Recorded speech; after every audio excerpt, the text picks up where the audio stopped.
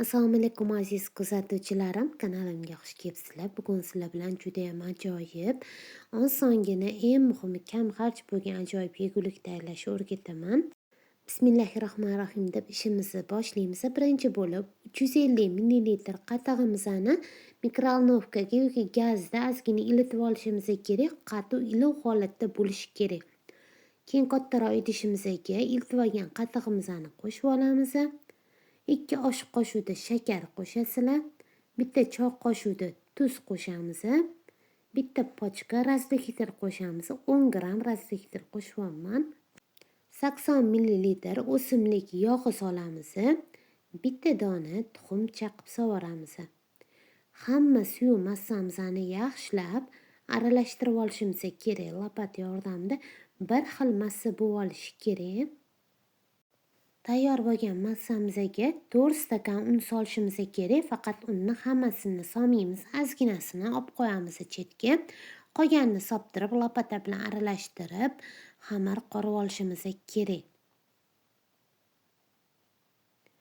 Shunaqa ko'rinishda xamir qorib olasizlar, qaranglar, yumshoqqina suyuqroq xamir bo'ladi. Endi bu xamirimizni stolimiz ustiga qolgan unimizni soltirib, shu unni ustiga tushirib olib, yana xamir qorishda davom etamiz. Agar xohlasanglar, idish o'zida ham xamir qorishinglar mumkin. Xohlasanglar shunaqa stolga tushirib qorsanglar, juda ham udobniy, tez qoriladi, xamir holatiga keladi. Qo'lga yopishmaydigan yumshoqqina xamir bo'lishi kerak. Yaxshilab mushlab hamma unlarini xamirga yedirib olamiz. Mana shunaqa yumshoqqina xamir bo'ladi. Ustini selofan paket yopib, ustiga 2-3 minut tindiramiz. 2-3 minut tingan xamirimizni teng o'rtasidan bo'lib olamiz. Ozgina un sepib olsanglar, qo'lingizga yopishmasdan chiroyli bo'ladi xamiringlar. Qiynalib qolmaysizlar. Mana yarmini olib turib, ustiga tagiga yaxshilab un sepib, qo'limiz bilan kattaroq qilib ochib olishimiz kerak. Yaxshilab unlab ochib olinglar boshlanishiga, shunda qo'lingizga yopishib qolmaydi xamir. Aytib o'tganimdek, juda yumshoq xamir bo'lgan. Ozgina kattaroq shakl berganimizdan keyin juva yordamida yana chiroyli qilib yoyib ochib olamiz. Faqat unaqa yupqa qilib ochib tashlamaymiz. Sal qalinroq bo'ladi xamirimiz.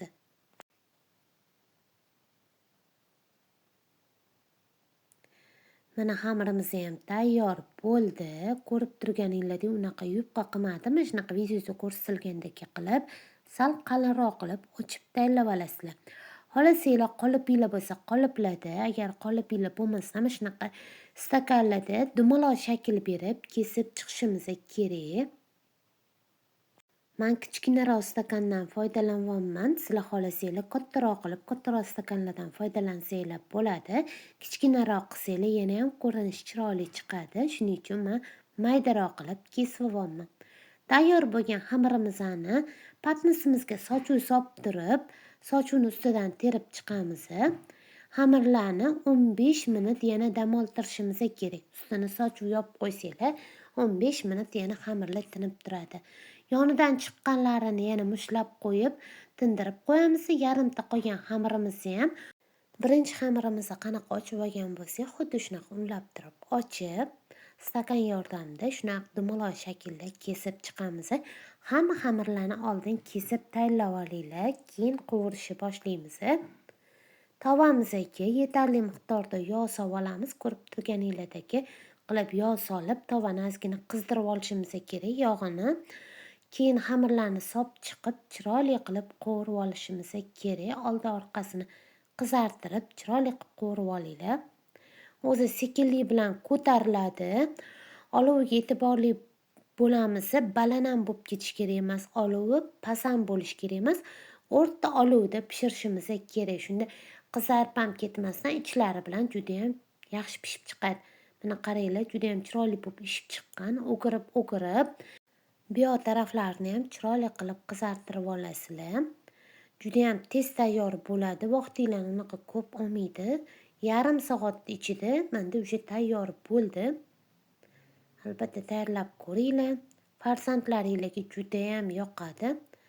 mazali yegulik bo'lib chiqadi. Pishgandan keyin cho'ligi yoki mana shunaqa kapkirlarimizga solib, yog'ini yaxshilab silkitib, отдельный idishga ko'tarib olamiz. Qolganlarini ham shu ketma-ketlikda chiroyli qilib qizartirib pishirib olasizlar. O'zi yog'i tushishi bilan tez ko'tariladi. Qaranglar, dumdumaloq bo'lib, juda ham chiroyli ko'tariladi. Buni xohlasanglar bo'g'irsoqlar deb aytsanglar ham bo'ladi, chunki mazasi bo'g'irsoqnikiga ham o'xshab ketadi. Xohlasanglar pirojka deb aytsanglar ham bo'ladi. Bu o'zinglarning xohishinglarga bog'liq. Mani bolalarimga juda ham yoqdi.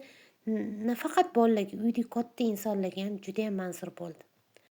Hammasini pishirib, dog'richaga yoki mana shunaqa laganlarga ko'tarib olasizlar. Ozgina xamirdan juda ham ko'p bo'lib chiqadi, barakali bo'ladi. Albatta tayyorlab ko'ringlar. Buni ustiga xohlasanglar shokoladlarni eritib turib quyib yuborsanglar ham bo'ladi. Xohlasanglar saharni pudrali sepsanglar bo'ladi. Mazasi yana ham zo'r bo'ladi. Mana hozir men sizlarga ichlarini ham ko'rsataman. Bosganinglarda yana qaytib ko'tariladi xamir. Chunki juda ham yengil, vazdushniy xamir bo'lgan, ichlari g'oviy-g'oviy, juda chiroyli bo'lib pishib chiqadi. Mana qaranglar. Bossanglar yana joyiga qaytib keladi. Ana o'shanda o'xshagan bo'ladi bu yeguliklar. Juda ham mazali, zo'r bo'lib chiqadi. Ichlarini qaranglar, g'oviy-g'oviy, unaqa yog'larni ko'p shimib olmagan ham juda ham yeyishli bo'ladi. Men buni ustiga saharni pudra sepib yubordim. Mazasi undan ham zo'r bo'ldi.